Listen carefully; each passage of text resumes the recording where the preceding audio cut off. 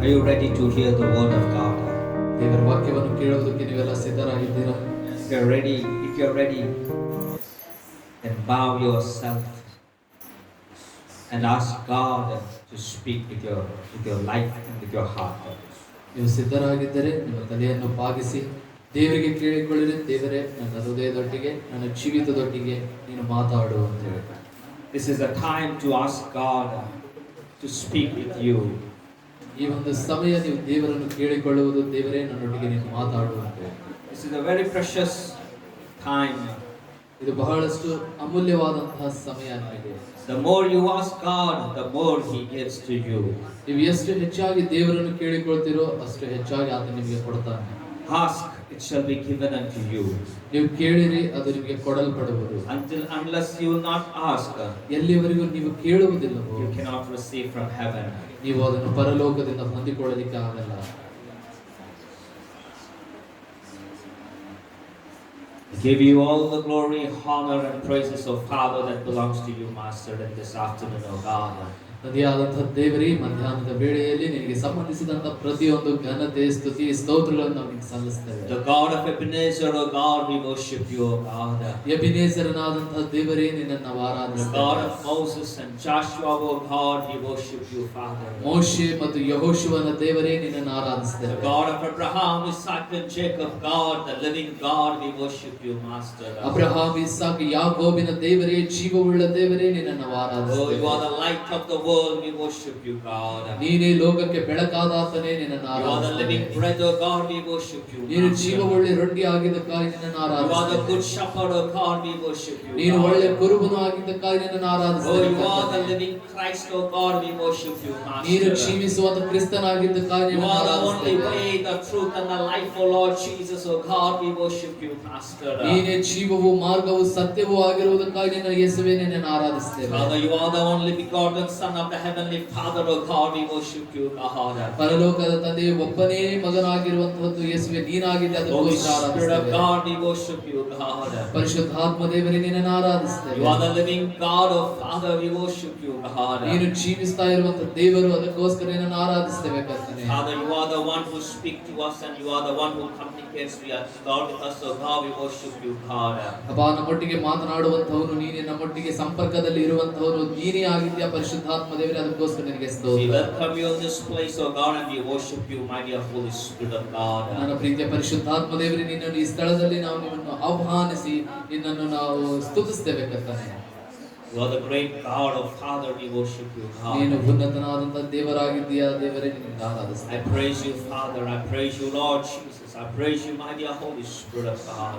ನದಿಯಾದಂತಹ ದೇವರೇ, ನಿನ್ನನ್ನು ನಾನು ಸ್ತುತಿಸ್ತೇನೆ. ಯೇಸುವೇ, ನಿನ್ನನ್ನು ಸ್ತುತಿಸ್ತೇನೆ. ಪ್ರಿಯ ಪವಿತ್ರಾತ್ಮ ದೇವರೇ, ನಿನ್ನನ್ನು ನಾನು There ಸ್ತುತಿಸುತ್ತೇನೆ. is no one is greater as you, O Lord Jesus, O God, I praise you this afternoon, O God. ಯೇಸುವೇ, ನಿನ್ನ ಹಾಗೆ ದೊಡ್ಡ ದೇವರು ಯಾರೊಬ್ಬರೂ ಇಲ್ಲ ಕರ್ತನೇ, ಅದಕ್ಕೋಸ್ಕರ ಈ You are the ಮಧ್ಯಾಹ್ನ only great God, you are the only great Savior, and you are the only Son of living God, O Father. Oh, we praise you, O God. ನೀನೊಬ್ಬನೇ ಉನ್ನತನು, ನೀನೊಬ್ಬನೇ ದೊಡ್ಡ ರಕ್ಷಕನು, ನೀನೊಬ್ಬನೇ ಪರಲೋಕ ದೇವರ ಮಗನು ಆಗಿದ್ದಕ್ಕಾಗಿ ನಿನ್ನನ್ನು ಆರಾಧಿಸ್ತೇವೆ, You ಸ್ತುತಿಸ್ತೇವೆ. are the Alpha and the Omega, Lord, we praise you, O God. ನೀನು alpha omega ಆದಂತಹ ದೇವರು, ಅದಕ್ಕಾಗಿ ನಿನ್ನ You are the ಸ್ತುತಿಸ್ತೇವೆ. God of ancients, O God, I praise you, O Father. ನೀನು ಪುರಾತನ ದೇವರಾಗಿದ್ದೀಯ, ಅದಕ್ಕಾಗಿ ನಿನ್ನನ್ನು ಸ್ತುತಿಸ್ತೇನೆ ಕರ್ತನೇ. Father, as your people have come, Lord, ಕರ್ತನೇ, ನಿನ್ನ ಜನರು ಇಲ್ಲಿ ಬಂದಿರುವ ಹಾಗೆ to hear your holy and precious word, O Father. ನಿನ್ನ ಪರಿಶುದ್ಧವಾದ ಮತ್ತು ಅಮೂಲ್ಯವಾದ ವಾಕ್ಯವನ್ನು ಕೇಳುವುದಕ್ಕೆ, My Lord, my God, the one who spoke with your servant Moses on the burning bush, O Father. ನನ್ನ ದೇವರೇ, ನನ್ನ ಕರ್ತನೇ, ನಿನ್ನ ಸೇವಕನಾದ ಮೋಶೆಯೊಟ್ಟಿಗೆ ಆ ಉರಿಯುವ ಮುಳ್ಳಿನ ಪೊದೆಯೊಳಗೆ ಮಾತನಾಡಿದ ರೀತಿಯಲ್ಲಿ, My Lord, speak to us, O God, to me and to your people, O God, in this afternoon, O God. ನನ್ನ ಕರ್ತನೇ, ನನಗೂ ಮತ್ತು ನಿನ್ನ ಜನರಿಗೂ ಈ ಮಧ್ಯಾಹ್ನದ ವೇಳೆಯಲ್ಲಿ ನಮ್ಮೊಟ್ಟಿಗೂ ಕೂಡ ನೀನು ಮಾತನಾಡಿರಿ.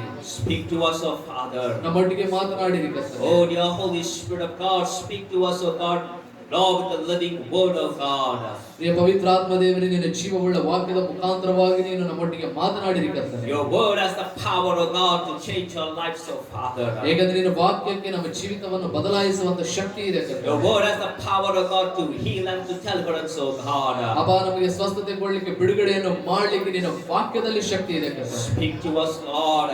ನಮ್ಮೊಟ್ಟಿಗೆ ನೀನು ಮಾತನಾಡಿರಿ ಕರ್ತನೇ. Speak, Lord, your servants are hearing, O God. ಕರ್ತನೇ, ನೀನು ಮಾತನಾಡು, ನಿನ್ನ ಸೇವಕರು ಸೇವಕರು ನಾವು ಇಲ್ಲಿ ಕೇಳ್ತಾ ಇದ್ದೀವಿ ಕರ್ತನೆ. Speak, Lord, speak.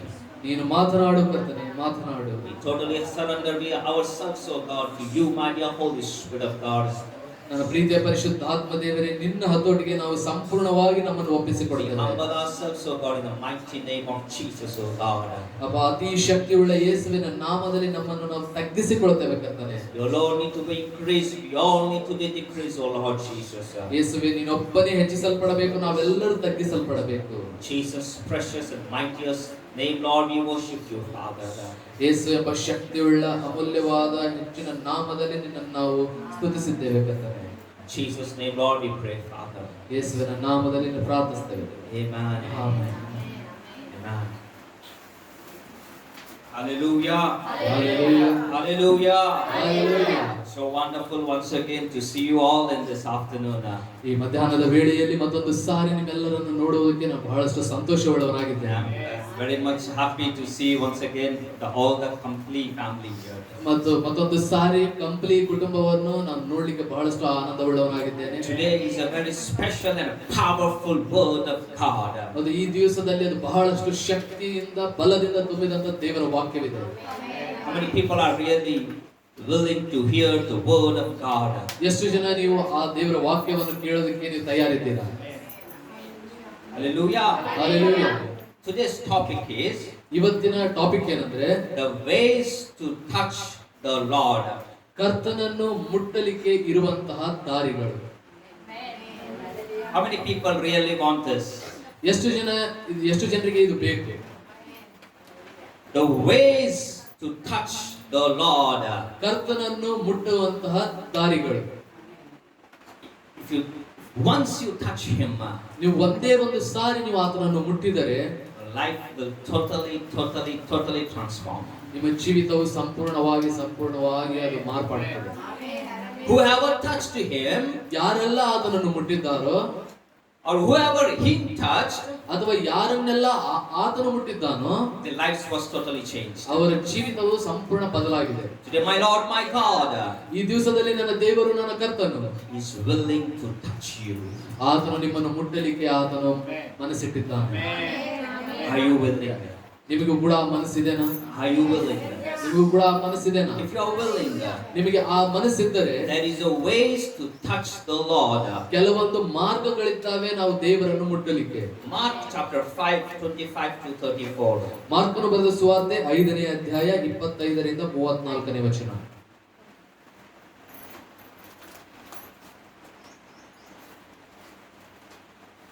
ಮಾರ್ಕ 5ನೇ ಅಧ್ಯಾಯ 25ನೇ ವಚನದಿಂದ 34ನೇ ವಚನ.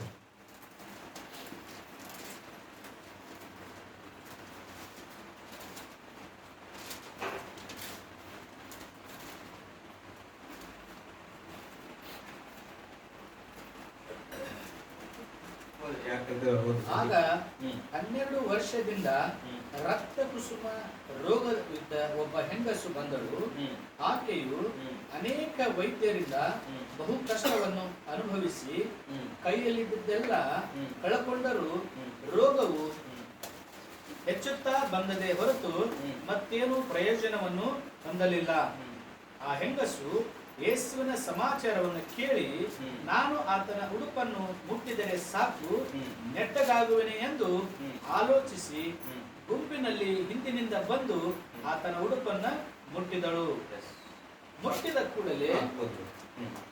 ಕೂಡಲೇ ಆಕೆಗೆ ರಕ್ತ ಹರಿಯುವುದು ನಿಂತು ಹೋದದ್ದರಿಂದ ಆಕೆಯು ನನ್ನನ್ನು ಕಾಡಿದ ರೋಗವು ಹೋಗಿ ನನಗೆ ಗುಣವಾಯಿತು ಎಂದು ತನ್ನೊಳಗೆ ತಿಳಿದುಕೊಂಡಳು. Hallelujah. Hallelujah. What happened for this woman? ಈ ಮಹಿಳೆಗೆ ಏನಾಯ್ತು ರೀ ಇಲ್ಲಿ?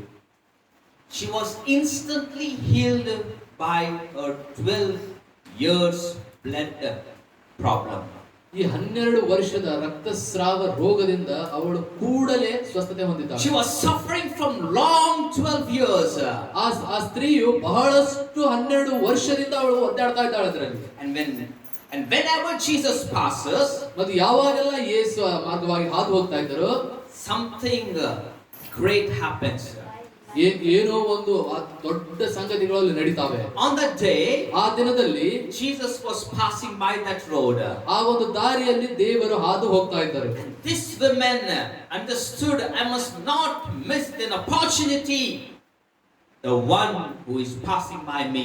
ಮತ್ತು ಈ ಸ್ತ್ರೀ ಅರ್ಥ ಮಾಡಿಕೊಂಡಳು, ಯಾರು ಈ ದಾರಿಯ ಮಾರ್ಗದಲ್ಲಿ ಹಾದು ಹೋಗ್ತಾ ಇದ್ದಾರೋ ಈ ನನಗೆ ಸಿಕ್ಕಂತಹ ಈ ಒಂದು ಅವಕಾಶವನ್ನು ನಾನು ಕಳೆದುಕೊಳ್ಳಬಾರದು ಅಂತ ಹೇಳಿ she understood something, that I must not miss an opportunity. ಅಲ್ಲಿ ಏನೋ ಒಂದು ಅವಳಿಗೆ ಅರ್ಥ ಆಗಿದೆ, ನನಗೆ ಈ ಅವಕಾಶ ಸಿಕ್ಕಿರೋದನ್ನ ಕಳೆದುಕೊಳ್ಳಬಾರದು. If I miss, then I don't know what's going to happen in my life. I may live and I may die. ನಾನು ಈ ಅವಕಾಶವನ್ನು ನಾನು ಕಳೆದುಕೊಂಡು ಬಿಟ್ರೆ ನನ್ನ ಜೀವಿತದಲ್ಲಿ ನಾನು ಬದುಕ್ತೀನೋ ಅಥವಾ ನಾನು ಸಾಯ್ತೀನೋ ನನಗೆ ಗೊತ್ತಿಲ್ಲ ಅನ್ನೋ ನಿರ್ಧಾರ. She has invested all the money, all the time, all the energy and everything on the physicians. Nothing good happened for her. ಮತ್ತು ತನ್ನಲ್ಲಿರುವಂತಹ ಪ್ರತಿಯೊಂದು ಸಮಯವನ್ನು, ದುಡ್ಡನ್ನು, ಹಣವನ್ನು ಎಲ್ಲವನ್ನು ವೈದ್ಯರ ಮೇಲೆ ಅವಳು ಹಾಕಿ ಸುರಿದಿದ್ದಾಳೆ, ಆದ್ರೂ ಕೂಡ ಏನು ಪ್ರಯೋಜನ ಆಗಿಲ್ಲ. She was in a last stage. ಈಗ ಅವಳು ಕೊನೆಯ ಸ್ಥಾನದಲ್ಲಿದ್ದಾಳೆ. ಈಗ but she understood this opportunity I must not miss. ಆದ್ರೆ ಆ ಸ್ತ್ರೀ ಅರ್ಥ ಮಾಡಿಕೊಂಡಳು, ಈಗಿರುವಂತ ಅವಕಾಶ ಇದನ್ನು ನಾನು ಕಳ್ಕೊಳ್ಳಬಾರದು. Jesus was passing on that road. ಯೇಸು ಯಾವಾಗ ದಾರಿಯಲ್ಲಿ ಅವರು ಹಾದು ಹೋಗ್ತಾ ಇದ್ದರು, she came in the midst of the people and she touched the hem of Jesus. ಅವಳು ಆ ಜನರ ಗುಂಪಿನ ಮಧ್ಯದಲ್ಲಿ ಹಾದು ಬಂದು ಯೇಸುವಿನ ಬಟ್ಟೆಯನ್ನು ಅವರು ಮುಟ್ಟುತ್ತಾಳೆ. One touch of Jesus. ಯೇಸುವಿನ ಒಂದೇ ಒಂದು ಮುಟ್ಟುವಿಕೆ, just one touch of hem of Jesus. ಯೇಸುವಿನ ಬಟ್ಟೆಯ ಒಂದೇ ಒಂದು ತುದಿಯನ್ನು ಅವಳು ಮುಟ್ಟಿದ್ದು ಸತ್ಯವೇದ ಹೇಳುತ್ತದೆ. she was instantly healed. ಆ ಸ್ತ್ರೀಯು ಕೂಡಲೇ ಸ್ವಸ್ಥತೆ ಹೊಂದಿದಳು. what happened last time ಓದಿರಂತದ್ದು? ಮುಟ್ಟಿದ ಕೂಡಲೇ ಆಕೆಗೆ ರಕ್ತ ಹರಿಯುವುದು ನಿಂತು ಹೋದದ್ದರಿಂದ ಆಕೆಯು ನನ್ನನ್ನು ಕಾಡಿದ ರೋಗವು ಹೋಗಿ ನನಗೆ ಗುಣವಾಯಿತು ಎಂದು ತನ್ನೊಳಗೆ ತಿಳಿದುಕೊಂಡಳು. ಆಕೆಗೆ ಏನೋ ಒಂದು ಅರ್ಥ ಆಗಿದೆ. 12 ವರ್ಷದಿಂದ, from 12 long years she was suffering from this blood issue. ಈ ರಕ್ತದ ತೊಂದರೆಯಿಂದ ಅವಳು 12 ವರ್ಷದಿಂದ ಅವಳು ಒದ್ದಾಡ್ತಾ ಇದ್ದಾಳೆ. just 1 second, that 1 minute, that 1 second of the one touch of Jesus was totally healed. ಆದ್ರೆ ಆ ಒಂದು ನಿಮಿಷದಲ್ಲಿ, ಆ ಒಂದು ಕ್ಷಣದಲ್ಲಿ ಹೋಗಿ ಯೇಸುವಿಗೆ ಮುಟ್ಟಿದ್ದು ಅವಳು ಸ್ವಸ್ಥತೆಯನ್ನು ಹೊಂದಿದಳು. Matthew chapter 8 1 and 3. ಮತ್ತಾಯನು ಬರೆದ ಸುವಾರ್ತೆ 8ನೇ ಅಧ್ಯಾಯ 1ರಿಂದ 3ನೇ ವಚನ. ಮತ್ತಾಯ 8ನೇ ಅಧ್ಯಾಯ 1ರಿಂದ 3. ಆತನು ಬೆಟ್ಟದಿಂದ ಇಳಿದು ಬರುವಾಗ ಜನರು ಗುಂಪು ಗುಂಪಾಗಿ ಆತನ ಹಿಂದೆ ಹೋದರು. ಒಬ್ಬ ಕುಷ್ಠರೋಗಿಯು ಯೇಸುವಿನ ಬಳಿಗೆ ಬಂದು ಆತನಿಗೆ ಅಡ್ಡ ಬಿದ್ದು, ಸ್ವಾಮಿ, ನಿನಗೆ ಮನಸ್ಸಿದ್ದರೆ ನನ್ನನ್ನು ಶುದ್ಧ ಮಾಡಬಲ್ಲೆ ಅಂದನು. ಆತನು ಕೈ ನೀಡಿ ಅವನನ್ನ ಮುಟ್ಟಿ, ನನಗೆ ಮನಸ್ಸುಂಟು, ಶುದ್ಧವಾಗು ಅಂದನು. ಕೂಡಲೇ ಅವನ ಕುಷ್ಠವು ವಾಸಿಯಾಯಿತು. Amen. Amen. Now what I'm going to teach you is very, very important now. ಈಗ ನಾನು ನಿಮಗೆ ಏನು ಕಲಿಸಿಕೊಡ್ತೇನೆ ಅದು ಬಹಳಷ್ಟು ಮುಖ್ಯವಾಗಿರುವಂತದ್ದು. There are 3 ways what I have learned to touch the Lord. ಈ ಕರ್ತನನ್ನು ಮುಟ್ಟಲಿಕ್ಕೆ ಇರುವಂತ 3 ಮಾರ್ಗವನ್ನು ನಾನು ಕಲಿತಿದ್ದೇನೆ. There are many ways. ಬಹಳಷ್ಟು ಮಾರ್ಗಗಳಿದ್ದಾವೆ. But these 3 ways what I have learned that I'm going to share to you now. ಅದು ನಾನು ತಿಳಿದುಕೊಂಡಂತ ಈ 3 ಮಾರ್ಗಗಳನ್ನು ಅದನ್ನು ನಿಮ್ಮೊಟ್ಟಿಗೆ ನಾನು ಹಂಚಿಕೊಳ್ಳುತ್ತೇನೆ. The number 1 way to touch the Lord of Jesus is worship. ಮೊಟ್ಟ ಮೊದಲನೆಯದು ಕರ್ತನನ್ನು ಮುಟ್ಟುವಂತಹ ಮಾರ್ಗ ಅದು ಆರಾಧನೆ. Hallelujah. Hallelujah. If you really want the touch from Jesus, ನೀವು ನಿಜವಾಗಿಯೂ ಯೇಸುವಿನಿಂದ ಆ ಒಂದು ಮುಟ್ಟುವಿಕೆ ಬೇಕು ಅಂದ್ರೆ, or you want to touch the Lord, ಅಥವಾ ನೀವು ದೇವರಿಗೆ ನೀವು ಮುಟ್ಟಬೇಕಂದ್ರೆ, worship is the key. ಆರಾಧನೆ ಅನ್ನೋದೇ ಬೀಗದ ಕೈ. What happened here? You can read now. ಇಲ್ಲಿ ಏನಾಯ್ತು ಅದನ್ನು ನೀವು ಓದಿ ತಿಳ್ಕೊಳ್ಳಬಹುದು. When he had come down from the mountain, ಯೇಸು ಬೆಟ್ಟದಿಂದ ಇಳಿದು ಆತನು ಬಂದಾಗ great multitude followed him. ಜನರ ದೊಡ್ಡ ಗುಂಪು ಆತನನ್ನು ಹಿಂಬಾಲಿಸಿತು. And behold, a leper came and worshipped him. ಒಬ್ಬ ಕುಷ್ಠರೋಗಿಯು ಬಂದು ಯೇಸುವಿಗೆ ಆರಾಧನೆ ಮಾಡಿದನು. First thing he did when he saw Jesus, he worshipped the Lord. ಮೊಟ್ಟ ಮೊದಲನೆಯದು ಆ ವ್ಯಕ್ತಿ ಯೇಸುವನ್ನು ನೋಡಿದಾಗ ಮಾಡಿದ್ದು ಆರಾಧನೆ.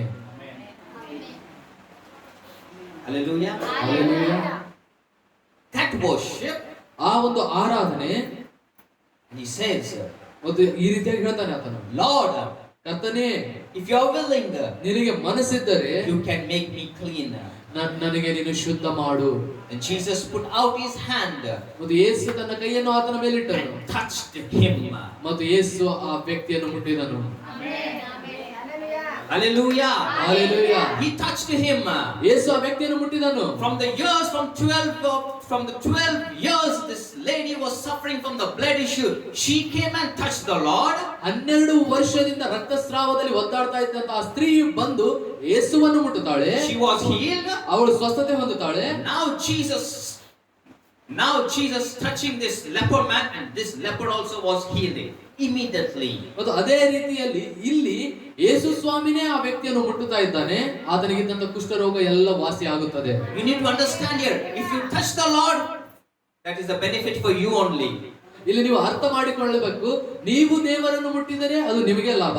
If God touches you, but still it's benefits for you only. ದೇವರು ನಿಮ್ಮನ್ನು ಮುಟ್ಟಿದರೂ ಸಹಿತ ಅದು ನಿಮಗೆ ಲಾಭ. ಹೌದಿಲ್ಲ ರೀ? ನೀವು ಮುಟ್ಟಿದ್ರು ನಿಮ್ಗೆ ಲಾಭ, ದೇವರು ಮುಟ್ಟಿದ್ರು ನಿಮ್ಗೆ ಲಾಭ. ಆದ್ರೆ ಮುಟ್ಟದ ಕಡೆನೆ ಐತ್ರಿ ಮಾಸ್ಟರ್ ಕೀ. ಯಾಕೆ ನಮ್ ಜನ ಅರ್ಥ ಮಾಡ್ಕೋತಿಲ್ಲಪ್ಪ ಅಂದ್ರೆ ಮುಟ್ಟೋದನ್ನು ದೇವರು ಮುಟ್ಟೋದನ್ನು ಕಲ್ಕೊಂಡಿಲ್ಲ. One touch, ಒಂದೇ ಒಂದು ಮುಟ್ಟುವಿಕೆ will change your life. ನಿಮ್ಮ ಜೀವಿತ 12 years she was suffering. 12 ವರ್ಷದಿಂದ ಆ ಸ್ತ್ರೀ One touch of Jesus, ಆದ್ರೆ ಯೇಸುವಿನ ಒಂದೇ ಒಂದು she ಮುಟ್ಟುವಿಕೆ was totally instantly healed. ಅವಳು ಸಂಪೂರ್ಣವಾಗಿ ಆಗಿಂದಾಗಲೇ ಸ್ವಸ್ಥತೆ ಹೊಂದಿದಳು. From years this man was suffering with the leprosy. ಮತ್ತು ಈ ವ್ಯಕ್ತಿ ಎಷ್ಟೋ ವರ್ಷಗಳಿಂದ ಈ ಕುಷ್ಠರೋಗದಲ್ಲಿ ಒದ್ದಾಡ್ತಾ ಇದ್ದಾನೆ. He came and worshipped the Lord. ಆತನು ಬಂದು ಯೇಸುವನ್ನು He ಆರಾಧಿಸಿದನು. understood something. This man called leper man understood something great revelation that many Christians don't know and understand. ಈ ಕುಷ್ಠರೋಗ ಹೊಂದಿರುವಂತಹ ಈ ವ್ಯಕ್ತಿ ಆತನು ಏನೋ ಒಂದು ವಿಷಯ ಅರ್ಥ ಮಾಡಿಕೊಂಡನು. ಕ್ರೈಸ್ತರಾದ ಬಹಳಷ್ಟು ಜನರ ಜೀವಿತದಲ್ಲಿ ಆ ವಿಷಯ ಇನ್ನೂ ತಿಳಿತಾ ಇಲ್ಲ. You know why this person understood? ನಿಮಗೆ ಗೊತ್ತಾ ಯಾಕೆ ಆ ವ್ಯಕ್ತಿ ಅದನ್ನು ಅರ್ಥ ಮಾಡಿಕೊಂಡ ಅಂತ ಹೇಳಿ? In those days, ಆ ದಿನಗಳಲ್ಲಿ if anyone are what they say, found with the leprosy, ಯಾರಾದರೂ ಈ ಕುಷ್ಠರೋಗದಿಂದ ಅವರು ತುಂಬಿರುವುದಾಗಿದ್ದರೆ, if anyone are for anyone this leprosy has been come, ಯಾವ ವ್ಯಕ್ತಿಗಾದರೂ ಈ ಕುಷ್ಠರೋಗ ಬಂದಿದ್ದಾಗಿದ್ದರೆ, they need these people will take this person and throw out of that city. ಈ ಊರಿನಲ್ಲಿರುವಂತಹ ಜನರೆಲ್ಲರೂ ಅವರಿಗೆ ಕುಷ್ಠರೋಗ ಬಂದ ವ್ಯಕ್ತಿಯನ್ನು ತೆಗೆದುಕೊಂಡು ಹೋಗಿ ಊರು ಹೊರಗೆ ಇಡ್ತಿದ್ರು. No communication with the family, ಅವರು ಯಾವ ಕುಟುಂಬದೊಟ್ಟಿಗೆ ಮಾತಾಡಲಿಕ್ಕೆ no ಆಗುವುದಿಲ್ಲ. communication with the people, ಜನರೊಟ್ಟಿಗೆ ಮಾತಾಡಕ್ಕೆ ಆಗುವುದಿಲ್ಲ ಅವರಿಗೆ. no good, no bad, nothing. ಯಾವುದೇ ಒಳ್ಳೆಯದಾಗಲಿ ಕೆಟ್ಟದ್ದಾಗಲಿ ಏನು ಅವರಿಗೆ ಸಂಬಂಧ They ಇರುವುದಿಲ್ಲ. need to stay their life out of the city. ಅವರು ತಮ್ಮ ಜೀವಿತ ಎಲ್ಲ ಅವರು ಊರು ಹೊರಗೇನೆ ಅವರು ಜೀವನ ಮಾಡಬೇಕು. ಯಾರು ಇಲ್ಲದ ಜಾಗದಲ್ಲಿ ಅವ್ರು ಅಡ್ಕೊಂತಾರಲ್ಲ, ಅಲ್ಲಿ ಅರ್ಥ ಮಾಡ್ಕೊಂತ ದೇವರನ್ನು ಮುಟ್ಟಬೇಕು ಅಂದ್ರೆ ದೇವರು ಅಲ್ಲೇ ಅವ್ರಿಗೆ ತಿಳಿಸ್ಕೊಟ್ಟಾರೆ. ನಮ್ ಜನ ಎಲ್ಲರೊಳಗಡೆ ಗಿಜ್ಬಿಜ್ ಇರ್ತಾವಲ್ಲ, ಅದಕ್ಕೆ ನಮ್ಗೆ ಅರ್ಥ ಆಗೋದಿಲ್ಲ. ಅರ್ಥ ಆಗ್ಕೊಂತೈತ್ರಿ. ಕೆಲವೊಂದ್ಸತಿ ದೂರ ಇದ್ರೆ ಒಳ್ಳೇದ್ರಿ. ಈ ಮನುಷ್ಯನ್ಗೆ ಏನಾತ್ರಿ, ಕುಷ್ಠರೋಗ ಬಂದಿದ ಮ್ಯಾಗ ತಗೊಂಡೋಗಿ ಎಲ್ಲೇ ಬಿಟ್ಟಾರ, ಊರ ಹೊರಗಡೆ ಬಿಟ್ಟಾರ. ಮನುಷ್ಯನ ಜೊತೆ ಮಾತಿಲ್ಲ, ಏನಿಲ್ಲ. ಈ ಮನುಷ್ಯನ್ಗೆ ಯಾಕ್ರಿ? ದೇವರೇ. He understood. ಆ ವ್ಯಕ್ತಿ ಅರ್ಥ ಮಾಡಿಕೊಂಡ. The moment he saw the God Almighty on the way, ಆ ದಾರಿಯಲ್ಲಿ ಬರ್ತಾ ಇರುವಂತ ಸರ್ವಶಕ್ತನಾದ ಯೇಸುವನ್ನು ನೋಡಿದ ಕೂಡಲೇ ran and came and kneeled before the Jesus and he worshipped the Lord. ಆತನು ದೂರದಿಂದ ನೋಡಿ ಓಡಿ ಬಂದು ಯೇಸುವಿನ ಮುಂದೆ ಅಡ್ಡ ಬಿದ್ದು ಆತನು ಆರಾಧಿಸಿದನು. That worship touched Jesus. ಆತನು ಮಾಡಿದಂತ ಆ ಆರಾಧನೆ ಯೇಸುವಿನ ಹೃದಯವನ್ನು ಮುಟ್ಟಿತು. That touch of Jesus, ಆಮೇಲೆ ಯೇಸುವಿನ ಆ ಒಂದು ಮುಟ್ಟುವಿಕೆ he made him to touch that leper. ಆ ಕುಷ್ಠರೋಗಿಯನ್ನು ಮುಟ್ಟುವಂತೆ ಅದು ಮಾಡಿತು. Hallelujah. Hallelujah. Unless you will not touch the Lord, ಎಲ್ಲಿವರೆಗೂ ನೀವು ಯೇಸುವನ್ನು ಮುಟ್ಟುವುದಿಲ್ಲವೋ he cannot touch you. ಆತನು ತಿರುಗಿ ನಿಮಗೆ ಮುಟ್ಟಲಿಕ್ಕೆ ಆಗಲ್ಲ. ಯಾಕೆ ನಮ್ಗೆ ದೇವರು ಮುಟ್ಟುವಿಕೆ ಇಲ್ಲಪ್ಪ ಅಂದ್ರೆ ನಾವು ಕಲ್ಕೊಂಡಿಲ್ಲ ದೇವರು ನಾವು ಹೆಂಗ್ ಮುಟ್ಟಬೇಕಂತ. ಅರ್ಥ ಆಗೈತ್ರಿ? ಅದಕ್ಕೆ ನಮ್ದು ದೇವರು ಮುಟ್ಟುವಿಕೆ ನಮ್ಮ ಜೀವಿತದ ಒಳಗಡೆ ಏನ್ ಆಗಿಲ್ಲ, ಗೊತ್ತಿಲ್ಲ. ನಾವು ಹೆಂಗದೀವಿ ಹಂಗ ಅದೀವಿ. If you want to change your life, ನಿಮ್ಮ ಜೀವಿತ ನೀವು ಬದಲಾಯಿಸಿಕೊಳ್ಳಬೇಕಂತ ನೀವು You need to ಬಯಸುವುದಾದರೆ learn to touch the Lord. ನೀವು ಕರ್ತನನ್ನು ಮುಟ್ಟುವುದನ್ನು ನೀವು The ಕಲಿಬೇಕು. moment Jesus touched this leper man, ಯಾವ ಒಂದು ಗಳಿಗೆಯಲ್ಲಿ ಯೇಸು ಈ ಕುಷ್ಠರೋಗಿಯನ್ನು ಮುಟ್ಟಿದನು, the Bible says ಸತ್ಯವೇದ ಹೇಳುತ್ತದೆ, he was immediately, his leprosy was totally cleansed. ಆಗಿಂದಾಗಲೇ ಕೂಡಲೇ ಆ ಕುಷ್ಠರೋಗಿಯ ರೋಗವು ಎಲ್ಲವೂ ವಾಸಿವಾಯಿತು. He became normal man. ಆತನು ಒಬ್ಬ ಸಾಮಾನ್ಯ ವ್ಯಕ್ತಿ ಆದನು. The reason he became normal man, ಆತನು ಸಾಮಾನ್ಯ ವ್ಯಕ್ತಿ ಯಾಕೆ ಆದನಂದ್ರೆ he learned to worship the Lord. ಆತನು ದೇವರನ್ನು ಆರಾಧಿಸುವುದನ್ನು ಕಲಿತನು. That worship ಆ ಒಂದು ಆರಾಧನೆ changed his life. ಆ ವ್ಯಕ್ತಿಯ ಜೀವಿತವನ್ನು Because he ಬದಲಾಯಿಸಿತು. touched the God Almighty through the worship. ಯಾಕಂದ್ರೆ ಆತನು ತನ್ನ ಆರಾಧನೆಯ ಮುಖಾಂತರವಾಗಿ ಸರ್ವಶಕ್ತನಾದಂತ ದೇವರನ್ನು ಮುಟ್ಟಿದನು. God touched him back. ಮತ್ತು ತಿರುಗಿ ದೇವರು ಆತನನ್ನು ಮುಟ್ಟಿದನು. Unless you don't know to touch the Lord, ಎಲ್ಲಿಯವರೆಗೂ ದೇವರನ್ನು ಮುಟ್ಟುವುದು ನಿಮಗೆ ಗೊತ್ತಾಗುವುದಿಲ್ಲವೋ you cannot experience the touch of God Almighty.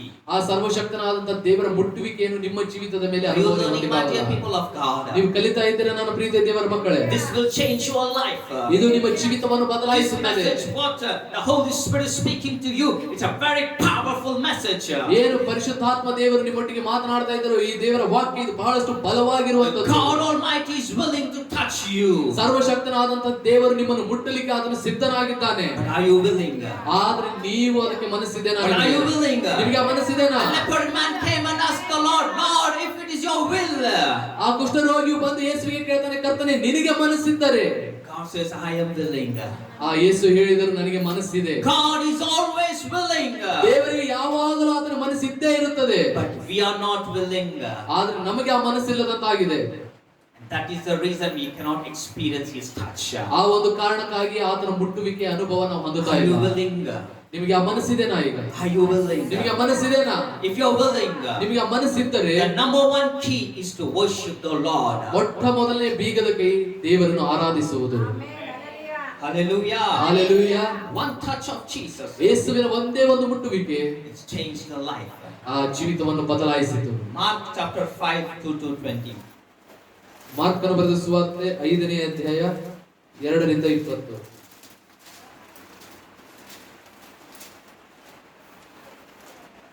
Mark 5ನೇ ಅಧ್ಯಾಯ 2ರಿಂದ 20ನೇ ವಚನ.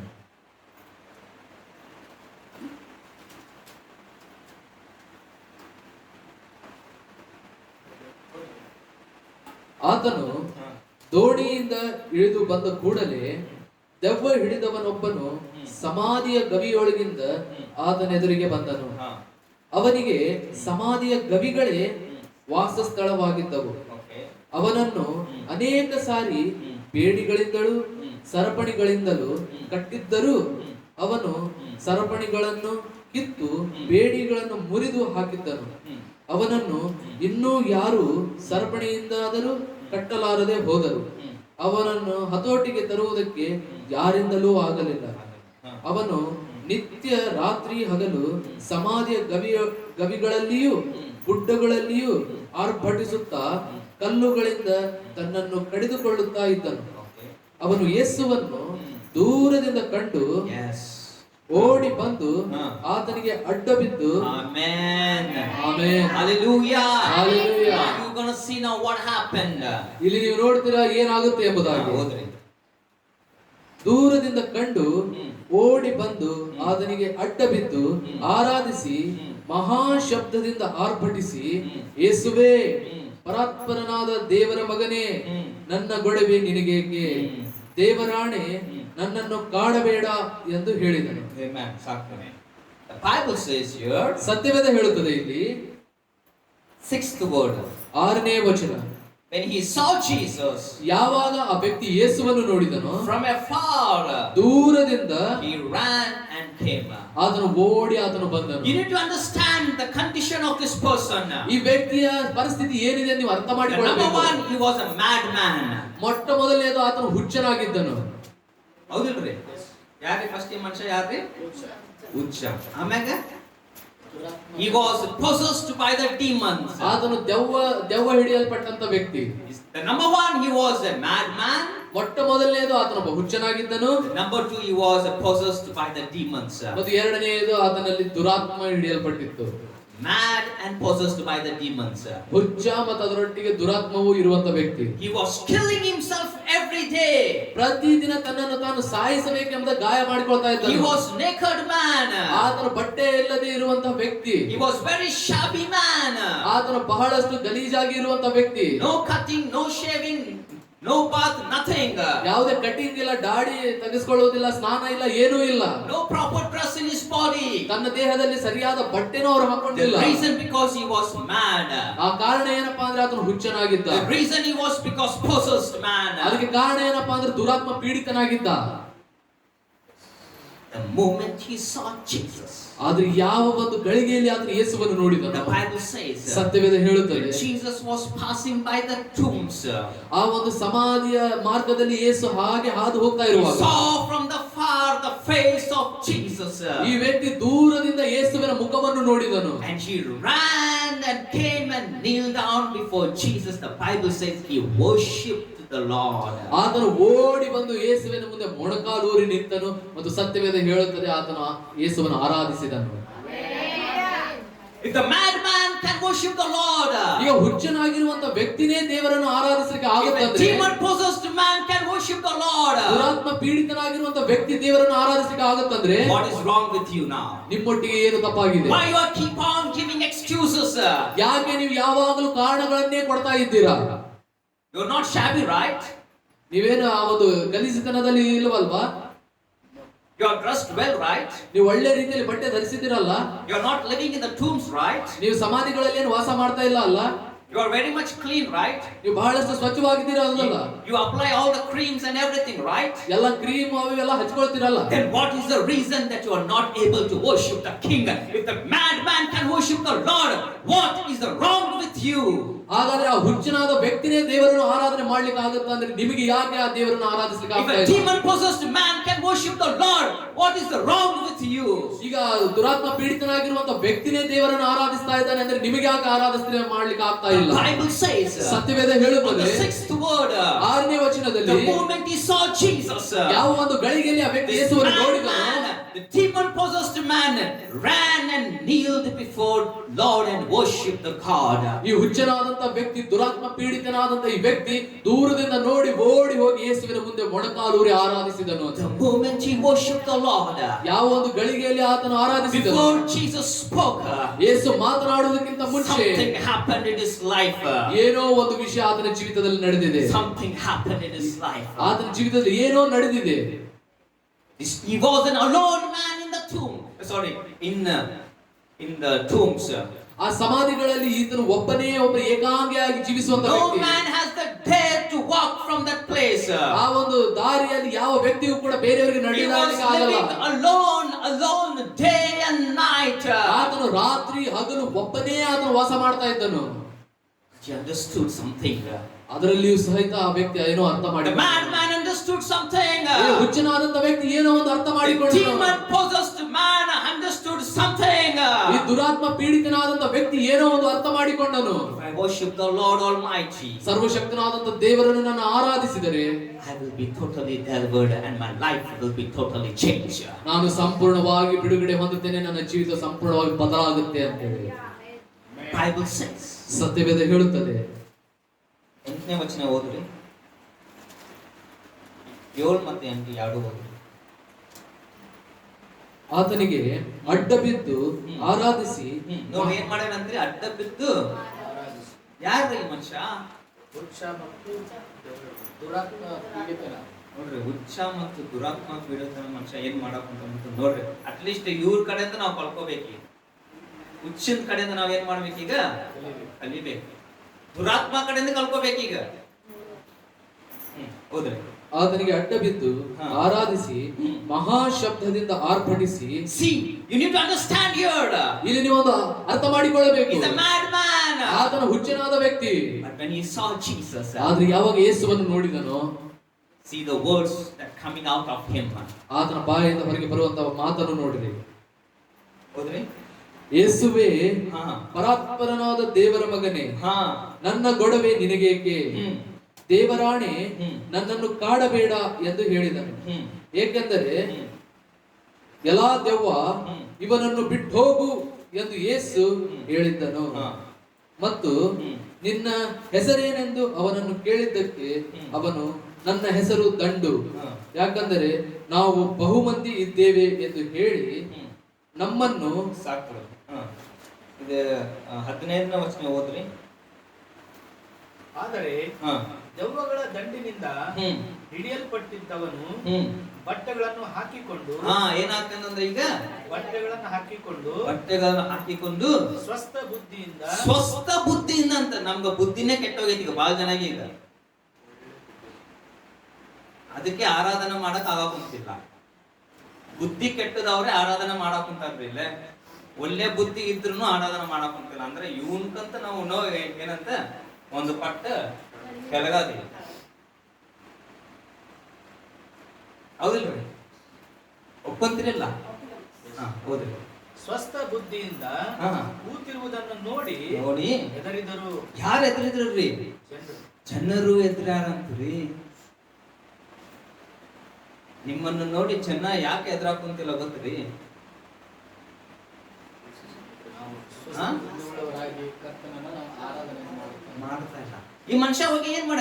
What this mad man go and did when he saw Jesus? Did he pray? ಈ ಹುಚ್ಚನಾದಂತ ವ್ಯಕ್ತಿ ಯೇಸುವನ್ನು ನೋಡಿದ ಕೂಡಲೇ ಅದನ್ನು ಹೋಗಿ ಏನ್ ಮಾಡಿದ್ದಾನೆ? ಅದನ್ನೇನಾದ್ರೂ ಪ್ರಾರ್ಥನೆ ಮಾಡಿದ್ದಾನ ಅಲ್ಲಿ? ಮೊಣಕಾಲೂರಿ ನಂಗೆ ಪ್ರಾರ್ಥನೆ ಮಾಡಕ್ ಬರೋದಿಲ್ರಿ, ನಂಗೆ ಬೈಬಲ್ ಓದಕ್ ಬರೋದಿಲ್ರಿ ಅಂತಿರಲ್ಲ ನೀವಲ್ಲ. ಎಲ್ಲ ರೀಸನ್ ಹೇಳ್ತಿರಲ್ಲ. ಅಟ್ಲೀಸ್ಟ್ ಆರಾಧನೆ ಮಾಡಕ್ಕಾರ ಬರ್ತೈತಲ್ರಿ? ಬರ್ತೈತಿಲ್ಲ? ಆರಾಧನೆ ಮಾಡಿದ್ರೆ ಸಾಕ್ರಿ. Hallelujah. Hallelujah. The moment he saw this madman, ಯೇಸು ಯಾವಾಗ ಈ ಹುಚ್ಚನಾದ ವ್ಯಕ್ತಿಯನ್ನು ನೋಡಿದನು, he worshipped the Lord. ಆ ಹುಚ್ಚನಾದಂತ ವ್ಯಕ್ತಿ ಯೇಸುವನ್ನು ಆರಾಧಿಸಿದನು. He worshipped the Lord. ಆತನು ಕರ್ತನನ್ನು ಆತನು ಆರಾಧಿಸಿದನು. The moment he worshipped the Lord, ಯಾವ ಗಳಿಗೆಯಲ್ಲಿ ಆತನು ದೇವರನ್ನು ಆರಾಧಿಸಿದನು, something happened in his life. ಆತನ ಜೀವಿತದಲ್ಲಿ ಏನೋ ಒಂದು The ಸಂಗತಿ ನಡೆಯಿತು. 6,000 demons was hidden in his life.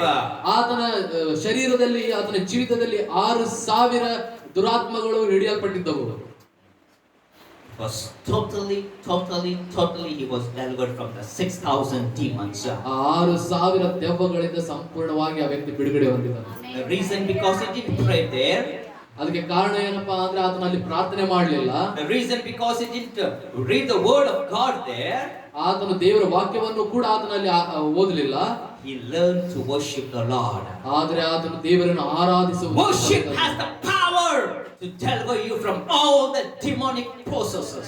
ಪ್ರತಿಯೊಂದು ದುರಾತ್ಮ ಪೀಡಿತಗಳಿಂದ ನಿಮ್ಮನ್ನು ಬಿಡುಗಡೆ ಮಾಡಲಿಕ್ಕೆ ಆ ಆರಾಧನೆಯಲ್ಲಿ ಶಕ್ತಿ ಇದೆ. ಆಮೆನ್. ಎಲ್ಲಿ ಶಕ್ತಿ ಇದೆ ರೀ?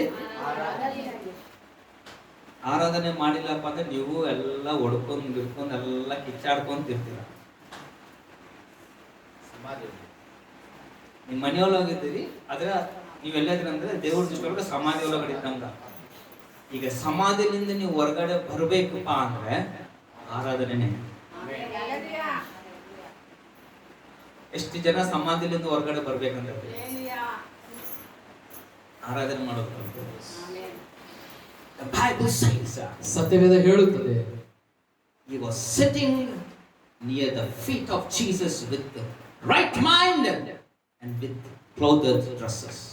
ಆ ವ್ಯಕ್ತಿ ಯೇಸುವಿನ ಪಾದದ ಕಡೆಗೆ ಸ್ವಸ್ಥ ಒಳ್ಳೆ ಬುದ್ಧಿಯಿಂದ ಮತ್ತು ಚೆನ್ನಾಗಿರುವಂತ ಬಟ್ಟೆಯನ್ನು ಹಾಕಿಕೊಂಡು ಕೂತಿದ್ದನು. The moment people saw him, ಯಾವ ಗಳಿಗೆಯಲ್ಲಿ ಬೇರೆ ಜನರು ಆ ವ್ಯಕ್ತಿಯನ್ನು ನೋಡಿದರೋ they feared, ಆ ವ್ಯಕ್ತಿಯನ್ನು ನೋಡಿ ಅವರು ಹೆದರಿದರು.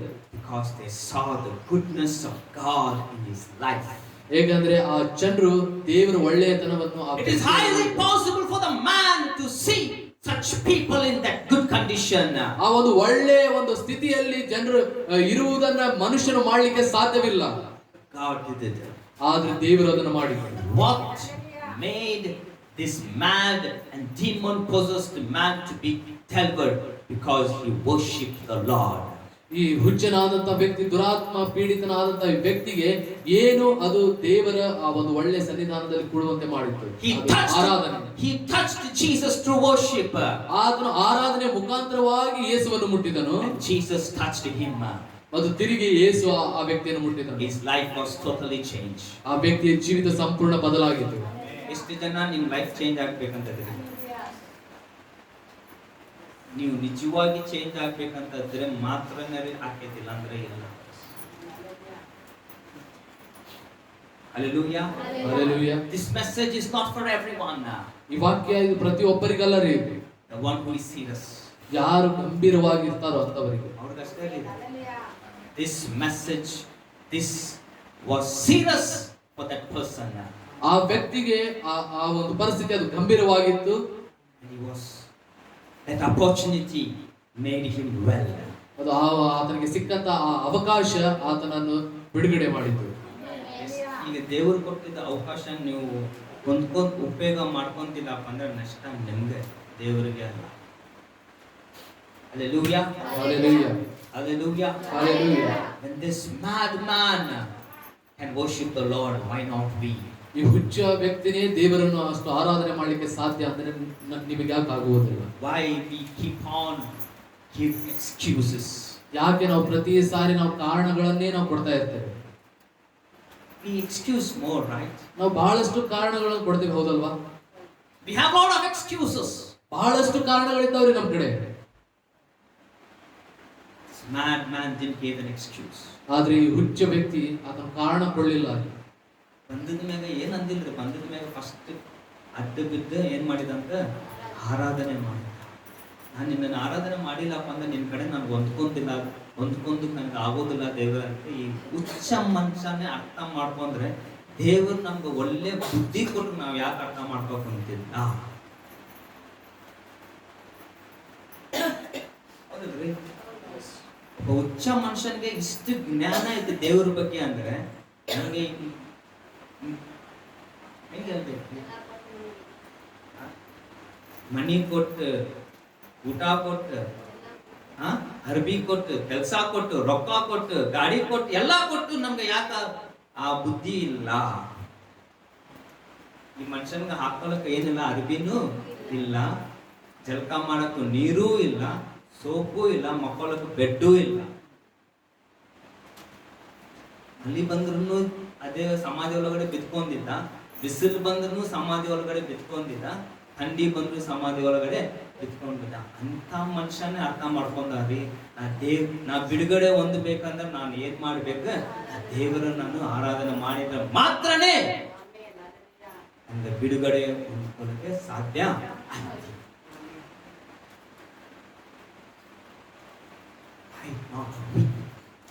ಆದ್ರೆ ಯಾಕೆ ನಮಗೆ ಮಾಡ್ಲಿಕ್ಕೆ ಆಗ್ತಾ ಇಲ್ಲ? We have excuses upon excuses. ಏಕೆಂದ್ರೆ ನಾವು ಕಾರಣಗಳ ಮೇಲೆ ಕಾರಣಗಳನ್ನು ಕೊಡ್ತೇವೆ. We have time. ನಮಗೆ ಸಮಯ ಇದೆ, but we have excuses. ಅದರೊಟ್ಟಿಗೆ ನಮಗೆ ಕಾರಣ ಇದೆ. We have breath.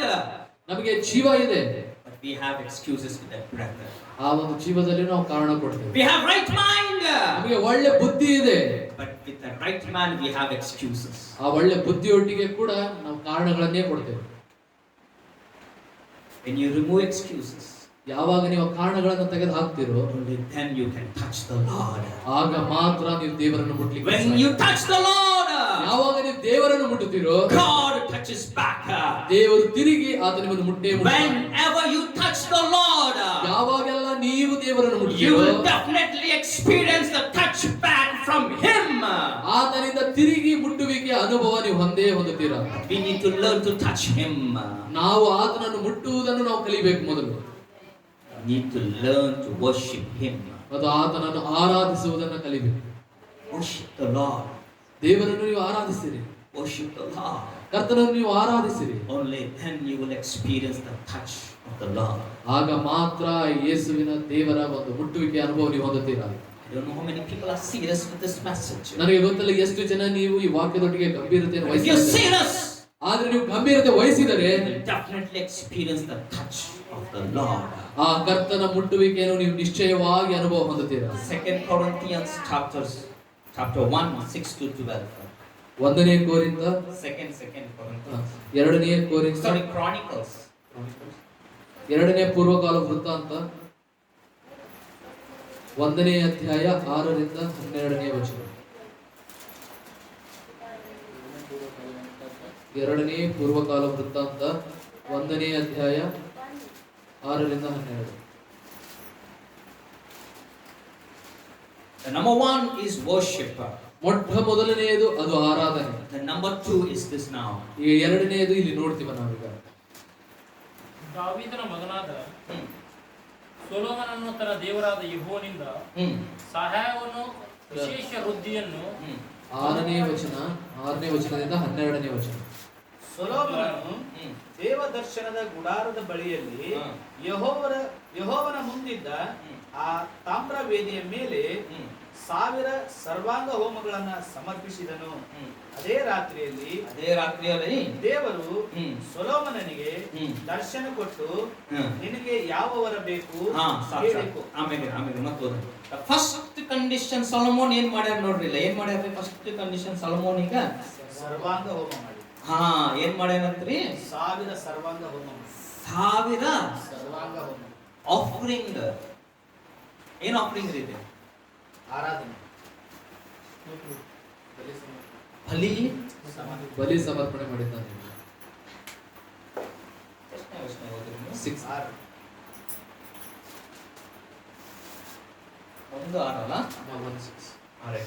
And Solomon went up there to the brazen altar before the Lord, which was at the tabernacle of meeting, and offered 1000 burnt offering on it. ಸೊಲೊಮೋನನು ದೇವದರ್ಶನದ ಗುಡಾರದ ಬಳಿಯಲ್ಲಿ ಯೆಹೋವನ ಮುಂದಿದ್ದ ಆ ತಾಮ್ರ ವೇದಿಯ ಮೇಲೆ 1000 ಸರ್ವಾಂಗ ಹೋಮಗಳನ್ನು ಸಮರ್ಪಿಸಿದ. For your kind information, my dear people of God, ನನ್ನ ಪ್ರೀತಿಯ ದೇವಜನರೇ, ನೀವು ಕೊಡುವಂತ ಉದಾಹರಣೆಗೆ, he is not a labor man. ಈ ವ್ಯಕ್ತಿ ಆತನು ಕೈ ಕೆಲಸ ಮಾಡುವಂತ ಕೆಲಸಗಾರ ಅಲ್ಲ. He's a king. ಆತನೊಬ್ಬ Raja. A king went and offered 1000 burnt offerings. ಆ ರಾಜನೇ ಹೋಗಿ ದೇವರಿಗೆ 1000 ಸರ್ವಾಂಗ ಹೋಮಗಳನ್ನು ಬಲಿ ಸಮರ್ಪಣೆ ಮಾಡಿದ್ದಾನಲ್ಲಿ. ನಮ್ಗೆ ಅಷ್ಟು ಟೈಮ್ ಇಲ್ಲ ರೀ. ನಾವು ರಾಜನಕ್ಕಂತ ರಾಜವ್, ನಾವು ಯಾರ ಈ ರಾಜಕ್ಕಂತ ರಾಜವ್ ನಾವು. ನಮ್ ಕಡೆ ಟೈಮೇ ಇಲ್ಲ. ಎಷ್ಟು ಯೋಚನೆ ಮಾಡ್ರಿ, 1000 ಬಲಿ ಮಾಡಕ್ಕೆ ಎಷ್ಟು ಟೈಮ್ ಇರ್ತಿರ್ಬೋದು ಈ ರಾಜನಿಗೆ? ಬಹಳಷ್ಟ ನಮ್ ಕಡೆ ಟೈಮ್ ಇಲ್ಲ. ಯಾಕಂದ್ರೆ ನಾವು ರಾಜ ಮತ್ತು ರಾಣಿ, ನೀವೆಲ್ಲ ರಾಣಿಗಳು, ಎಲ್ಲ ರಾಜಗಳು ಕುಂತಾರೆ. ಟೈಮ್ ಇಲ್ಲ ರೀ. ಆದ್ರೆ ಈ ರಾಜನ ಕಡೆ ಟೈಮ್ ಇತ್ತು. He didn't give any excuses. ಅಲ್ಲಿ ಆ ರಾಜ ಏನು ಕಾರಣ ಕೊಡ್ಲಿಲ್ಲ. ಅಲ್ಲಿ He understood something. ಅದನ್ನ ಏನೋ ಒಂದು ಅರ್ಥ ಮಾಡಿಕೊಂಡ. The Bible says ಸತ್ಯವೇದ ಹೇಳುತ್ತದೆ, Solomon went up there to the brazen altar before the Lord. ಸೊಲೊಮೋನನು ಆ ದೇವರ ದರ್ಶನದ ಗುಡಾರದ ಬಳಿಯಲ್ಲಿ ದೇವರಿಗಿಂತ ಮುಂಚೆ ಅದನ್ನು ಹೋದನು. ದೇವರ ಕಡೆ ಹೋದನಪ್ಪ. ದೇವರ ಮುಂಚೆ ಅಲ್ಲ, ದೇವರ ಕಡೆ ಯಾರು? ದೇವರ ಮುಂದೆ ಹೋದನು. ದೇವರ ಮುಂದೆ ಯಾರು ಹೋಗ್ಯಾನ್ರಿ? ಸೊಲೊಮೋನನು. ದೇವರ ಮುಂದೆ ಹೋಗಕ ನಮ್ ಕಡೆ ಟೈಮ್ ಇಲ್ಲ ರೀ. ಏನಿಲ್ಲ, ಟೈಮ್ ಇಲ್ಲ. ದೇವರ ಮುಂದೆ ಹೋಗ್ಬೇಕು ಅಂದ್ರೆ ನಾವೇನ್ ಮಾಡ್ಬೇಕು? ಟೈಮ್ ತಗೊಂಡು ಹೋಗ್ಬೇಕು. ಎಲ್ಲದಕ್ಕೂ ಟೈಮ್ ಐತಿ ನಮ್ ಕಡೆ. ಅದೇ ದೇವರ ಮುಂದೆ ಹೋಗೋದು ನಮ್ ಕಡೆ ಟೈಮ್ ಇಲ್ಲ. ಯಾಕಂದ್ರೆ ನೀವು ರಾಜರಕ್ಕಂತ ರಾಜ, ಮಹಾರಾಜ. This king understood something. ಆದ್ರೆ ಈ ರಾಜ ಏನೋ ಒಂದು ಅರ್ಥ ಮಾಡಿಕೊಂಡ. ಇಲ್ಲಿ The Bible says ಸತ್ಯವೇದ ಹೇಳುತ್ತದೆ, he offered 1000 burnt offerings on it. ಆ ರಾಜನು ಸೊಲೊಮೋನನು 1000 ಸರ್ವಾಂಗ ಹೋಮಗಳನ್ನು ಆ ಯಜ್ಞವೇದಿ ಮೇಲೆ ಸಮರ್ಪಿಸಿದನು. 7th word says 7ನೇ ವಚನ ಹೇಳುತ್ತದೆ, on that night God appeared to Solomon. ಅದೇ ರಾತ್ರಿಯಲ್ಲಿ ದೇವರು ಸೊಲೊಮೋನನಿಗೆ ದರ್ಶನ ಕೊಟ್ಟನು. ಯಾಕೆ ನಮ್ದು ದೇವರ ದರ್ಶನ ಆಗೋಕಂತಿಲ್ಲ ಗೊತ್ತೇನ್ರಿ? ನಮ್ ಕಡೆ ಏನಿಲ್ಲ, ಟೈಮ್ ಇಲ್ಲ. ನೀವು ದೇವರ ದರ್ಶನ ಹೊಂದ್ಕೋಬೇಕಂದ್ರೆ ನಿಮ್ಗೆ ಏನ್ ಮಾಡ್ಬೇಕ? ನಿಮ್ ಕಡೆ ಏನಿರ್ಬೇಕ್ರಿ? ಟೈಮ್ ಇರ್ಬೇಕು. ನೋಡ್ರಿ, ಅಲ್ಲಿ ಟೈಮ್ ತಗೊಂಡು ದೇವ್ರ ಸಲುವಾಗ ಏನ್ ಮಾಡ್ಯಾನ್ರಿ ಸೊಲೊಮೋನ್? ಹೋಗಿ ಸರ್ವಾಂಗ ಹೋಮ ಸಮರ್ಪಣೆ ಮಾಡಿದ ಮೇಲೆ ಅವತ್ತು ರಾತ್ರಿನೇ, ನನ್ಗೆ ಗೊತ್ತಿಲ್ಲ ಮುಂಜಾನೆ ಎಷ್ಟು ಗಂಟೆಗೆ ಹೋಗ್ಯಾನೋ, ಹಿಂಗ್ ಹೋಗ್ಯಾನೋ ಗೊತ್ತಿಲ್ಲ. ಇಡೀ ದಿವಸ ಆಗಿರ್ಬೋದು.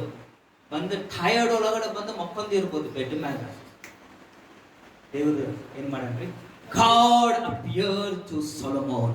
ದೇವರು ಸೊಲೊಮೋನನಿಗೆ ದರ್ಶನ ಕೊಟ್ಟನು. ಸತ್ಯವೇದ ಹೇಳುತ್ತದೆ, Ask, what shall I give you? ನಿನಗೆ ಯಾವ ವರ ಬೇಕು ಕೇಳಿಕೋ. The God, the one who's asking for the man. ಈಗ ಆ ಸರ್ವಶಕ್ತನಾದಂತ ದೇವರು ಒಬ್ಬ ಮನುಷ್ಯನಿಗೆ ಕೇಳ್ತಾ The ಇದ್ದಾನೆ. one who created the heavens and the earth. ಭೂಮಿಯನ್ನು ಆಕಾಶವನ್ನು ಪರಲೋಕವನ್ನು The ಸೃಷ್ಟಿ one who ಮಾಡಿದಂತ created ದೇವರು. trillions of angels. ಎಷ್ಟೋ ಕೋಟ್ಯಾನುಕೋಟಿ ದೇವದೂತರನ್ನು The ಸೃಷ್ಟಿಸಿದಂತ one who ದೇವರು. created the trillions of stars, the sun, the moon. ಸೂರ್ಯ ಚಂದ್ರ ಮತ್ತು ಕೋಟ್ಯಾನುಕೋಟಿ ನಕ್ಷತ್ರಗಳನ್ನು ಸೃಷ್ಟಿಸಿದಂತ ದೇವರು. God, the one who created every man. ಪ್ರತಿಯೊಬ್ಬ ಮನುಷ್ಯನನ್ನು ಸೃಷ್ಟಿಸಿದಂತ ದೇವರು. The God asking ಆ ದೇವರು ಕೇಳ್ತಾ ಇದ್ದಾನೆ to Solomon, ಸೊಲೊಮೋನನಿಗೆ ಕೇಳ್ತಾ ask ಇದ್ದಾನೆ, what you want from me. ನಿನಗೆ ಏನು ಬೇಕು ನನ್ನ ಕಡೆಯಿಂದ ಕೇಳಿಕೋ ಅಂತ. ನೋಡ್ರಿ ಎಷ್ಟು ಇದಲ್ಲ ಇದು. ದೇವರು ಸ್ವತಃ ಬಂದು ನಿನ್ಗೆ ಏನ್ ಬೇಕು ಕೇಳು ಅನ್ನೋದು. ಅಂದ್ರೆ ದೇವ್ರಿಗೆ ಸಾಧ್ಯ ಐತಿ ಏನಾರ ಕೊಡತ್ತ ಸೊಲೊಮೋನಗ. ಪರಲೋಕ ಕೇಳಿದ್ರು ಕೊಟ್ಟಿರ್ಬೋದು ದೇವರ ಸೊಲೊಮೋನಗ. Bible says ಸತ್ಯವೇದ ಹೇಳುತ್ತದೆ. you need to understand very crystal clear now. ನೀವು ಬಹಳಷ್ಟು ಸ್ಪಷ್ಟವಾಗಿ ನೀವು ತಿಳಿದುಕೊಳ್ಳಬೇಕಿಲ್ಲಿ. Bible says ಸತ್ಯವೇದ ಹೇಳುತ್ತದೆ 8th word. 8ನೇ ವಚನದಲ್ಲಿ Solomon said to God, ಸೊಲೊಮೋನನು ದೇವರಿಗೆ ಹೇಳಿದನು, you have shown great mercy to David my father, ನನ್ನ ತಂದೆಯಾದಂತಹ ದಾವೀದನಿಗೆ ನೀನು ದೊಡ್ಡ ಕೃಪೆಯನ್ನು ತೋರಿಸಿದ್ದೀಯಾ, and have made me king in this place. ಮತ್ತು ಈ ಸ್ಥಳದಲ್ಲಿ ನನ್ನನ್ನು ರಾಜನಾಗಿ ನೀನು ಮಾಡಿದ್ದೀಯಾ. Now, O Lord God, ಓ ಕರ್ತನಾದಂತಹ ದೇವರೇ, let your promise to David my father be established, for you have made me king over a people. ನನ್ನ ತಂದೆಯಾದ ದಾವೀದನಿಗೆ ನೀನು ಕೊಟ್ಟಂತಹ ಮಾತು ನಿನ್ನ ಜನರಿಗೆ ನನ್ನನ್ನು ರಾಜನಾಗಿ ನೀನು ಇಟ್ಟಿದ್ದೀಯಾ. Lord, ಕರ್ತನೇ, give me wisdom and knowledge. ನನಗೆ ಆ ಒಂದು ಒಳ್ಳೆ ಜ್ಞಾನವನ್ನು ಮತ್ತು ಬುದ್ಧಿಯನ್ನು ಕೊಡು. The moment God heard the answer from Solomon, ಯಾವ ಗಳಿಗೆಯಲ್ಲಿ ಸೊಲೊಮೋನನು ಕೊಟ್ಟಂತ ಈ ಉತ್ತರವನ್ನು ದೇವರು ಕೇಳಿದರು. God, Lord, I want wisdom and knowledge. ಕರ್ತನೇ, ನನಗೆ ಜ್ಞಾನ ಮತ್ತು ಬುದ್ಧಿ ಕೊಡು ಕರ್ತನೇ. The moment God heard these words, ಈ ಮಾತನ್ನು ಈ ದೇವರು ಕೇಳಿದ ಕೂಡಲೇ he touched the heart of God. ಆ ಮಾತಿನಿಂದ ಸೊಲೊಮೋನನು ದೇವರ ಹೃದಯವನ್ನು ಮುಟ್ಟಿದನು. ನೋಡ್ರಿ, ದೇವರ ಹೃದಯವನ್ನು ಯಾರು ಮುಟ್ಟಿದ್ದಾರೆ? ಸೊಲೊಮೋನನು ಮುಟ್ಟಿಬಿಟ್ಟ. ಮುಟ್ಟಿದ ಮ್ಯಾಗ ಏನಾಗಿತ್ತು ನೋಡ್ರಿ. ಈಗ ನೆಕ್ಸ್ಟ್ ಓದ್ರಿ. ಅದೇ ರಾತ್ರಿಯಲ್ಲಿ ದೇವರು ಸೊಲೊಮೋನನಿಗೆ ಅಲ್ಲ 10ನೇ ವಚನ ಓದ್ರಿ. ನಿನ್ನ ಪ್ರಜೆಯಾದ ಈ ಮಹಾ ಜನಾಂಗವನ್ನು ಆಳುವುದಕ್ಕೆ ಸಮರ್ಥರಾರು. ನಾನು ಈ ಜನರ ನಾಯಕನಾಗಿ ಹೋಗುತ್ತಾ ಬರುತ್ತಾ ಇರುವುದಕ್ಕೋಸ್ಕರ ನನಗೆ ಜ್ಞಾನ ವಿವೇಕಗಳನ್ನು ಅನುಗ್ರಹಿಸಬೇಕು ಎಂದು ದೇವರನ್ನ ಬೇಡಿಕೊಂಡನು. ಆಗ ದೇವರು ಸೊಲೊಮೋನನಿಗೆ, ನೀನು ಧನೈಶ್ವರ್ಯಗಳನ್ನಾಗಲಿ, ವೈರಿಗಳ ಪ್ರಾಣ ಹರಣವನ್ನಾಗಲಿ, ದೀರ್ಘ ಆಯುಷ್ಯವನ್ನಾಗಲಿ ಆಗಲಿ. ಈಗ ನಮ್ಮ ದೇವ್ರು ನಿಂತು ನಮ್ಮ ಮುಂಚೆ ಕೇಳಿದ್ರೆ ನಾವ್ ಏನ್ ಹೇಳ್ತಿದೀವ್ರಿ? ಬಂಗಾರ ಕೊಡಪ್ಪ ಅಂತಿದ್ವಿ. ಯಾಕಂದ್ರೆ ಬಂಗಾರ ರೇಟ್ ಜಾಸ್ತಿ ಆಗೈತೆ ಅಂತ. ಈಗ ಹೌದಿಲ್ರಿ? ಬಂಗಾರ ಕೊಡ್ರಿ, ಮನಿ ಕೊಡ್ರಿ, ಬಂಗ್ಲೋ ಕೊಡ್ರಿ, ಕಾರ್ ಕೊಡ್ರಿ, ಅದು ಕೊಡ್ರಿ, ಇದು ಕೊಡ್ರಿ ಅಂತಿದೆ. ಆದ್ರೆ ಸೊಲೊಮೋನ್ ಮನ್ಸು ಒಳಗಡೆ ಏನಿತ್ತಲ್ಲ, ದೇವರು ಏನ್ ಮಾಡ್ಯಾರ್ರಿ ಅದನ್ನು ನೋಡಿದ ಮ್ಯಾಗ ದೇವ್ರ ಮನ್ಸನ್ನ ಏನ್ ಮಾಡಿಬಿಟ್ಟ ಅಂದ್ರ ಅದಕ್ಕೆ ದೇವರು ನೋಡ್ರಿ ಏನ್ ಮಾಡ್ಯಾರ. 11ನೇ ವಚನ. Then God said to Solomon, ಆಮೇಲೆ ದೇವರು ಸೊಲೊಮೋನನಿಗೆ ಹೇಳಿದನು, because this was in your heart, ಇದು ನಿನ್ನ ಹೃದಯದಲ್ಲಿ ಇದ್ದ ಕಾರಣ, and you have not asked riches or wealth or honor or the life of your enemies. ಯಾವ ಘನತೆಯನ್ನಾಗಲಿ, ಧನವನ್ನಾಗಲಿ, ಐಶ್ವರ್ಯವನ್ನಾಗಲಿ ಅಥವಾ ವೈರ್ಯ ಪ್ರಾಣವನ್ನು Not you have long life, ಅಥವಾ ದೀರ್ಘಾಯುಷ್ಯ ಬೇಕೆಂಬುದಾಗಿ ನೀನು ಕೇಳಿಕೊಳ್ಳಲಿಲ್ಲ. wisdom and knowledge, ಆದರೆ ನೀನು ಜ್ಞಾನ ಮತ್ತು ವಿವೇಕವನ್ನು ಕೇಳಿದ್ದಕ್ಕಾಗಿ for yourself. ನಿನಗೋಸ್ಕರ 12th verse says, 12 ವಚನ ಹೇಳುತ್ತದೆ, wisdom and knowledge are granted to you. ಈ ಜ್ಞಾನ ವಿವೇಕಗಳು ನಿನಗೆ ಕೊಡಲ್ಪಟ್ಟಿದ್ದಾವೆ. ನೀ ಕೇಳಿದಲ್ಲ, ಇದು ತಗೋ, ಜ್ಞಾನ ಮತ್ತು ವಿವೇಕ. ಈಗ ನೀನ್ ನನ್ನ ಹೃದಯ ಮುಟ್ಟಿದಲ್ಲಪ್ಪ ಸೊಲೊಮೋನ, ನಾನು ನಿನ್ಗೆ ಏನ್ ಕೊಡ್ತೀನಿ? ಎಕ್ಸ್ಟ್ರಾ ಇದೆ, ಬೋನಸ್ ಇದೆ. ಯಾರು ದೇವ್ರ ಹೃದಯ ಮುಡ್ತಾರಲ್ಲ ಅವ್ರಿಗೆ ಎಕ್ಸ್ಟ್ರಾ ಬೋನಸ್ ಬರ್ತೈತಿ. ಹಲ್ಲೆಲೂಯಾ. ಈಗ ನೋಡ್ರಿ ದೇವರು ಏನ್ ಕೊಟ್ಟಾರಂತ. ಇದು ನಿಮ್ಗೆ ಅರ್ಥ ಆಗ್ತಂದ್ರೆ ನಿಮ್ ಲೈಫ್ ಚೇಂಜ್ ಆಗ್ತದೆ. Wisdom and knowledge are granted to you. ಈ ಜ್ಞಾನ ವಿವೇಕಗಳನ್ನು ನಾನು ನಿನಗೆ ಕೊಟ್ಟಿದ್ದೇನೆ. And from myself, from my end, ಮತ್ತು ನನ್ನ ಕಡೆಯಿಂದ I will give you riches, ನಾನು ನಿನಗೆ ಘನತೆಯನ್ನು and wealth, ಧನವನ್ನು and honor. ಮತ್ತು ಐಶ್ವರ್ಯಗಳನ್ನು ಕೊಡ್ತೇನೆ. I will give you riches, ನಾನು ನಿನಗೆ ಆ ಒಂದು ಧನವನ್ನು ಕೊಡ್ತೇನೆ, wealth, ಐಶ್ವರ್ಯವನ್ನು ಕೊಡ್ತೇನೆ and honor. ಮತ್ತು ಘನತೆಯನ್ನು ಕೂಡ ಕೊಡ್ತೇನೆ. ಈ ಮೂರು ನಮ್ಮ ಬಹಳ ಜನ ಕಡೆ ಇಲ್ಲ. ಯಾಕಿಲ್ಲ ಗೊತ್ತ್ರಿ? ಯಜ್ಞ ಬಲಿ ಸಮರ್ಪಣೆಯನ್ನ ಮಾಡುವುದನ್ನ ನಮ್ಮ ಕಡೆ ಟೈಮ್ ಇಲ್ಲ ದೇವ್ರ ಕಡೆ ಹೋಗಕ. ಆಮೇಲೆ ನಮ್ಮ ಹೃದಯ ಏನಿಲ್ಲ, ಶುದ್ಧನಾಗಿ ಇಲ್ಲ. ಸೊಲೊಮೋನ್ ಹೃದಯ ಹೆಂಗಿತ್ತು ರೀ? ಏನ್ ಕೇಳಿತಾರ್ರಿ? ಜ್ಞಾನ ವಿವೇಕ. ನಿನ್ನ ವಾಕ್ಯ ನನ್ಗೆ ಬೇಕು ದೇವ್ರೆ, ನಿನ್ನ ವಾಗ್ದಾನ ನನ್ನ ಅಪ್ಪಾಗ ನೀ ಮಾಡಿದಲ್ಲ ಅದು ನೆರವೇರಿಸು. When you look on the word of God, ಯಾವಾಗ ನೀವು ದೇವರ ವಾಕ್ಯವನ್ನು ನೋಡ್ತೀರೋ, when you trust the word of God, ಯಾವಾಗ ನೀವು ದೇವರ ವಾಕ್ಯದಲ್ಲಿ ನಂಬಿಕೆ ಇಡ್ತೀರೋ, riches, wealth and honor is yours. ಹಣ, ಆಸ್ತಿ ಮತ್ತು ಘನತೆ ಇವೆಲ್ಲ ನಿಮ್ಮದೇ. When God can give to Solomon, ದೇವರು ಸೊಲೊಮೋನನಿಗೆ ಇದು ಕೊಡ್ಲಿಕ್ಕೆ ಆದ್ರೆ he can give to you. ಅವರು ನಿಮಗೂ ಕೂಡ ಕೊಡ್ಲಿಕ್ಕೆ ಸಾಧ್ಯ. The God of Solomon ಸೊಲೊಮೋನನ ದೇವರು is the same God of you. ಅದೇ ದೇವರು ನಿಮ್ಮ ದೇವರು ಕೂಡ ಆಗಿದ್ದಾರೆ. ನಾವು ಎಲ್ಲೋ ತಪ್ಪಿ ಹೋಗಿವಿ ಅನ್ಕೊಂತಿರ್ತೀವಲ್ಲ, ತಪ್ಪು ಎಲ್ಲಿ ಹೋಗಿವಿ ಅಂದ್ರೆ ಇಲ್ಲ ಹೋಗ್ಬಿಟ್ಟಿವಿ. ವಾಕ್ಯ ಕೇಳಿದ ಮ್ಯಾಗನು ತಪ್ಪು ಹೋದ್ರೆ ನಿಮ್ಮಂತ ತಪ್ಪರು ಯಾರಿಲ್ಲ.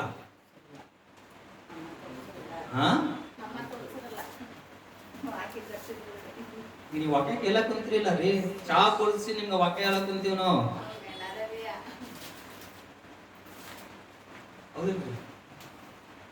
The moment you touch the heart of God, ಯಾವ ಗಳಿಗೆಯಲ್ಲಿ ಸೊಲೊಮೋನನು ದೇವರ ಹೃದಯವನ್ನು you ಮುಟ್ಟಿದ, have touched my heart, Solomon. ಸೊಲೊಮೋನನೇ ನನ್ನ ಹೃದಯವನ್ನು ನೀನು ಮುಟ್ಟಿದ್ದೀಯಾ, I will give you riches, ನಾನು ನಿನಗೆ ಆಸ್ತಿಯನ್ನು ಕೊಡ್ತೇನೆ, I will give you wealth, ನಾನು ನಿನಗೆ ಅಂತಸ್ತುಗಳನ್ನು I ಕೊಡ್ತೇನೆ will give you honor. ಮತ್ತು ನಾನು ನಿನಗೆ ಗೌರವ ಘನತೆ The Bible ಕೊಡ್ತೇನೆ. says ಸತ್ಯವೇದ there ಹೇಳುತ್ತದೆ, was no great king like Solomon before, after. ಸೊಲೊಮೋನನ ರೀತಿಯಲ್ಲಿ ಅಷ್ಟು ದೊಡ್ಡ ರಾಜನು ಹಿಂದೆನೂ ಇರಲಿಲ್ಲ ಮತ್ತು ಮುಂದೆಯೂ ಇರುವುದಿಲ್ಲ. Because Solomon trusted on the word of God. ಏಕೆಂದ್ರೆ ಸೊಲೊಮೋನನು ದೇವರ ವಾಕ್ಯದಲ್ಲಿ ನಂಬಿಕೆ ಇಟ್ಟನು. Solomon understood to give first priority to God. ಸೊಲೊಮೋನನು ಅರ್ಥ ಮಾಡಿಕೊಂಡನು, ಮೊಟ್ಟ ಮೊದಲನೇ ಆದ್ಯತೆ ನಾವು ದೇವರಿಗೆ ಕೊಡಬೇಕಂತ ಹೇಳಿ. ಹೌದಿಲ್ರಿ? ಏನ್ ಮಾಡಿದ್ದಾರೆ ಸೊಲೊಮೋನ್? ಫಸ್ಟ್ ಹೋಗಿ ಏನ್ ಮಾಡಿದ್ದಾರೆ?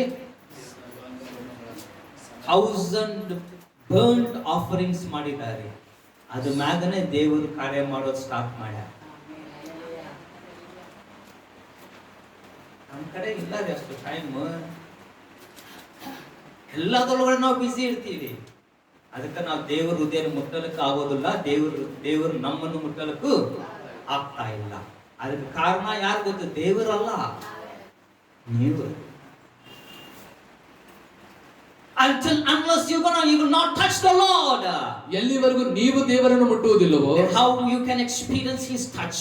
ಅದು ಯಾವ ರೀತಿಯಾಗಿ ಆತನ ಮುಟ್ಟುವಿಕೆ The ಅನುಭವ moment ಮಾಡುತ್ತೀರಾ? this 12 years bled, the problem women touched the hem of God. ಯಾವ ಗಳಿಗೆಯಲ್ಲಿ 12 ವರ್ಷ ರಕ್ತಸ್ರಾವದಿಂದ ಒದ್ದಾಡ್ತಾ ಇರುವಂತಹ ಸ್ತ್ರೀ ದೇವರ ಉಡುಪನ್ನು ಮುಟ್ಟಿದಳು, His power become her power. ಯೇಸುವಿನ ಶಕ್ತಿ ಅವಳ ಶಕ್ತಿ ಆಯಿತು. Instantly she was healed. ಕೂಡಲೇ ಅವಳಿಗೆ ಸ್ವಸ್ಥತೆ ಆಯಿತು. Because she touched the hem of God. ಏಕೆಂದ್ರೆ ಆ ಸ್ತ್ರೀಯು ಯೇಸುವಿನ ಉಡುಪನ್ನು ಮುಟ್ಟಿದಳು. Solomon became the great king.